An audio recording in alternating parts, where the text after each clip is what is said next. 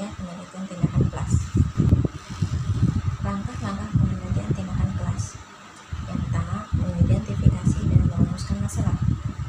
Masalah dalam PTK terkait dengan kelas pembelajaran yang pada gilirannya menghasilkan perubahan pada perilaku guru, mitra peneliti, dan siswa. Contoh permasalahan yang di-PTK-kan.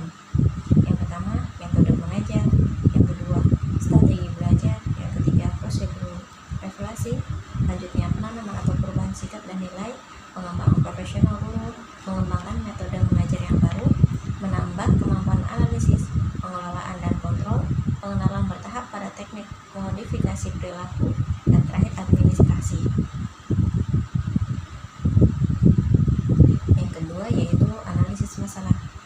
Analisis masalah perlu dilakukan untuk mengetahui dimensi-dimensi masalah yang mungkin ada untuk mengidentifikasikan aspek-aspek pentingnya dan untuk memberikan penekanan yang memadai. Nah, analisis masalah ini melibatkan beberapa jenis kegiatan. Yang pertama, bergantung pada kesulitan yang ditunjukkan dalam pertanyaan masalahnya. Yang kedua, analisis sebab dan akibat tentang kesulitan yang dihadapi. Yang ketiga, pemeriksaan asumsi yang dibuat kajian terhadap data penelitian yang tersedia. Yang ketiga, perumusan hipotesis tindakan. Hipotesis dalam penelitian tindakan kelas bukan hipotesis perbedaan atau hubungan, melainkan hipotesis tindakan. Rumusan hipotesis tindakan memuat tindakan yang diusulkan untuk menghasilkan perbaikan yang diinginkan. Kita lanjut ke langkah yang ketiga, yaitu membuat rencana tindakan dan pemantauannya. Uraikan secara jelas prosedur penelitian yang akan dilakukan, mengungkapkan objek, waktu, dan lamanya tindakan, serta lokasi penelitian secara jelas. Prosedur hendaknya dirinci dari perencanaan, pelaksanaan tindakan, observasi, evaluasi, refleksi yang bersifat daur ulang atau siklus. Yang kelima yaitu melaksanakan tindakan dan mengamatinya. Yang keenam, mengolah dan menafsirkan data, dan yang terakhir melaporkan. Komponen pokok laporan penelitian tindakan kelas yang pertama yaitu abstrak, yaitu menguraikan dengan ringkas unsur-unsur permasalahan, tujuan, prosedur, dan hasil penelitian.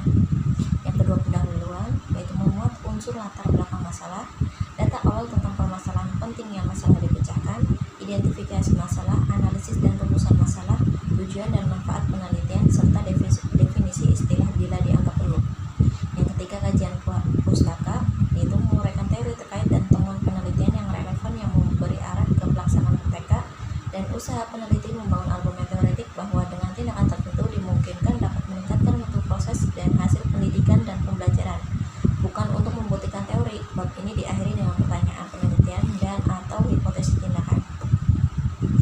Yang keempat yaitu pelaksanaan penelitian, mengandung unsur deskripsi lokasi, waktu, mata pelajaran, karakteristik siswa di sekolah sebagai subjek penelitian, kejelasan tiap siklus, rancangan, pelaksanaan, cara pemantauan beserta jenis instrumen, usaha validasi hipotesis dan cara refleksi, tindakan yang dilakukan bersifat rasional dan visible serta kolaboratif.